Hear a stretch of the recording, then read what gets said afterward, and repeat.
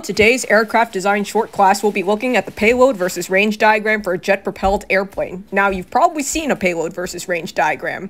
Range on the x-axis, payload on the y. You see them in airport planning manuals, senior design classes, or maybe at work. Point A and B are the max payload, C is the max fuel range, and D is the maximum ferry range. We'll get into that soon. The total range covers all the different distances that are covered during climb to cruise, and then descent to cruise altitude. Other codes have a more detailed breakdown. Anyway, so these are the cruise climb conditions. So we're looking at constant lift coefficient, Mach number, thrust-specific fuel consumption, and then for a coefficient of drag, you get it from your drag polar equation. And let me quickly derive the range equation. So, you know, V times change in time, and then you integrate from final to initial aircraft weight, and then you should be able to get the brigade range equation. So if this looks familiar, I have a quick video on that. So this payload versus range diagram at cruise climb conditions can either be at max takeoff weight, initial cruise altitude, final cruise altitude, or cruise Mach number. So just FYI. Now for point A, range is 0 here, and then, you know, you have your max payload, then point B is the maximum payload range, and so there are different ways that you can get, you know, W0, which is the max takeoff weight, or W1, which is a sum of the operating empty weight plus max payload plus reserve fuel. So then we move on to point C, which is the maximum fuel range.